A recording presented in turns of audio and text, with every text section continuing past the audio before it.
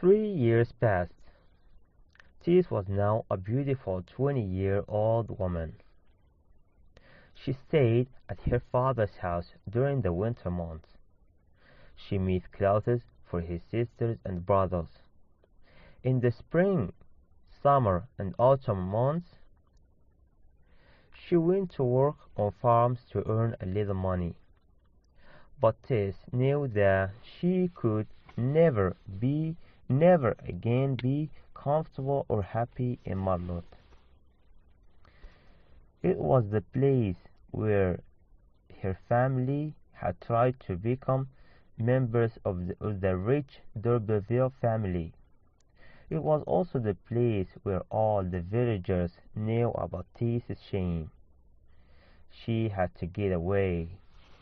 One day, early in May, a letter arrived for Mrs. d'Urberville. A friend of Mrs. d'Urberville had some news. A dairy farmer needed an extra dairy maid for the summer months. The dairy farm was called Talbothays. It was in the Vale of Rome, near land that had once belonged to the d'Urbervilles. And so, on a sunny morning, Tess left her home for the second time. She walked to Star Castle. Then a farmer took her in a car to Weatherbury. Here she had a meal. Then she started walking again. She arrived at Talbothays dairy farm at 4 o'clock. It was the time in the afternoon when the cows were milked.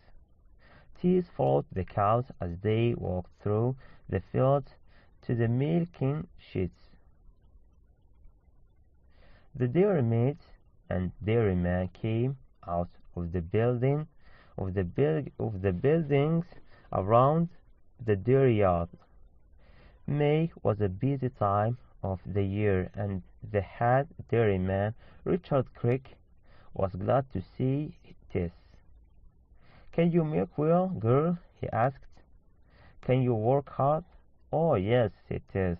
"Well, you will sleep in the dairy house." Head dairyman Crick told her. "Do you want some tea and something to eat after your long journey?" "No, I will begin milking now," said Tess. "Very well," said Mr. Crick. Tess sat on milking stool and began to milk one of the cows. Soon the milk from the cow was pouring through her fingers into the bucket. Talbothays was a large dairy farm with more than 90 red and white cows.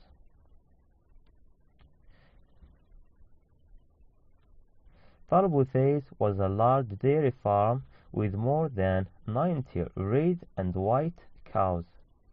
The farm was in the Vale of Rome, a green and fertile valley near the village of Millstock. The good grass and the clean water from the river which ran through the valley made the cows fat and healthy. Their milk was very good. The cows are giving their milk slowly today. Let's send it to them, Mr. Crick said. We'll get more milk. So the dairyman and dairymaids began to sing. One of the men worked more slowly than all the other dairy workers. "Milking makes my fingers tired," he said. The man who said these words wore a dairyman's white apron over his brown trousers and his brown jacket.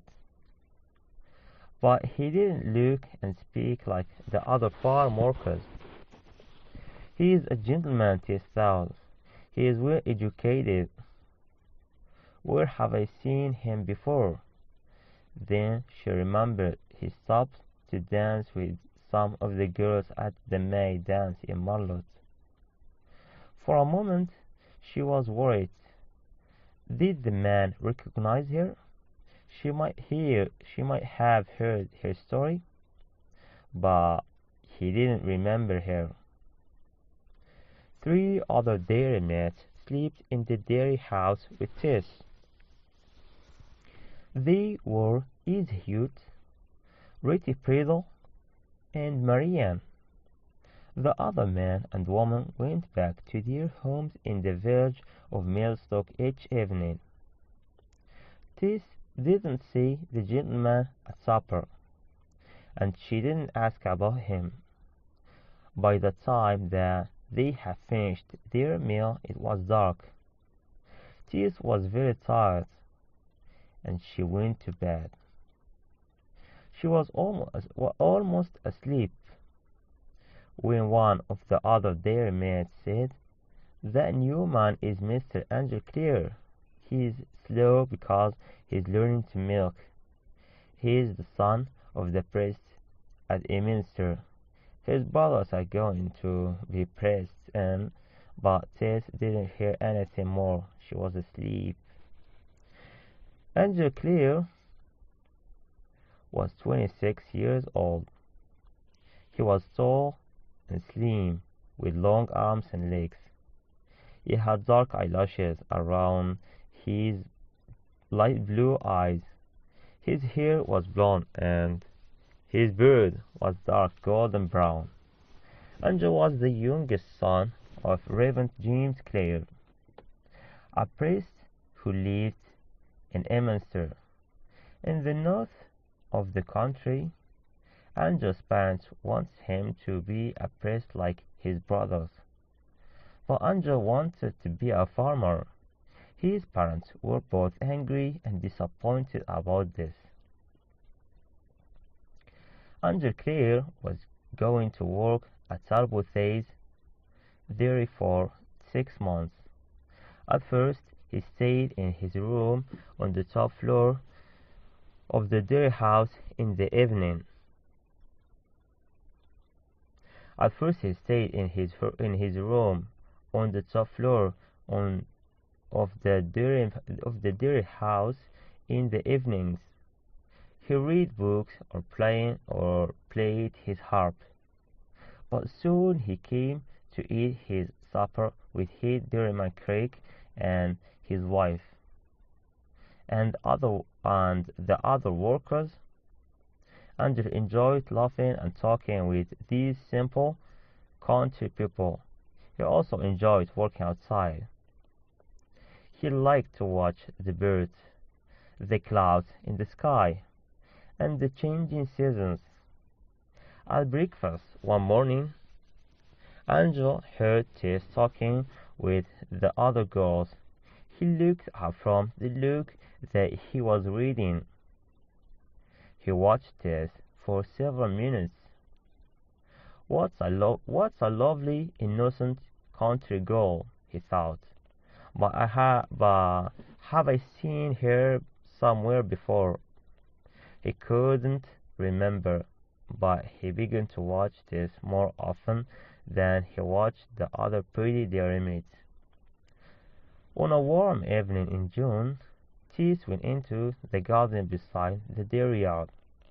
Everything was quiet, except for the sound of Angel Clare's harp. He was playing a beautiful sad tune. Tess stopped and listened to the music for a moment.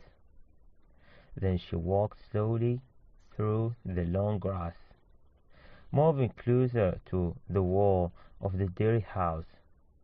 The flowers in the wet grass made red spots on the skirt of her dress.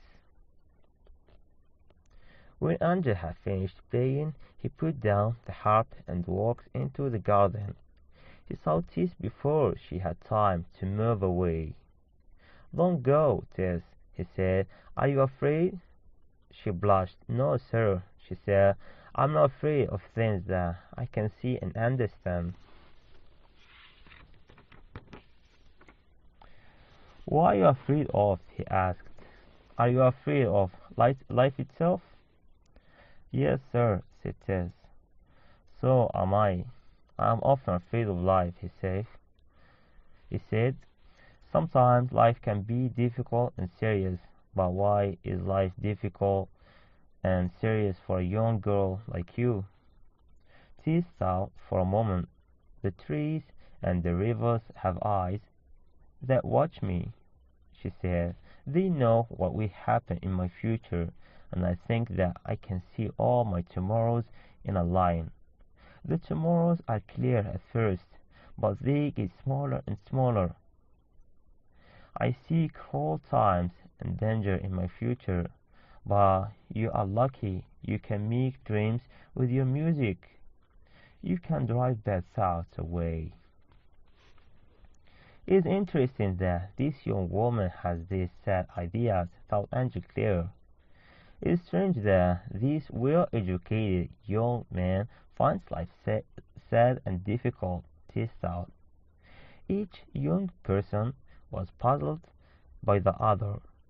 They waited to find out more about each other. One day, Angel saw Tess looking sad. "What's the matter?" he asked. "I have wasted my life," she said.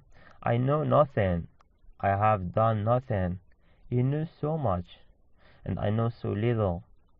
What, what a nothing I am! My past and my future are like the past and future of thousands of others like me." "What do you want to learn?" asked Angel. "One thing," replied Tess, very quietly. "Why does the sun shine on good people and bad people in the same way?" Then she thought for a few minutes. "He must think that I am stupid," Tess said to herself. "Perhaps I will tell him about my family, the d'Urbervilles. Perhaps if he knows that my family is old and noble, he will think that I am a better person." Later, she spoke to Mr. Crick. "Is Mr. Clare interested in the history of old and noble families?" she asked. "No," Mr. Crick said.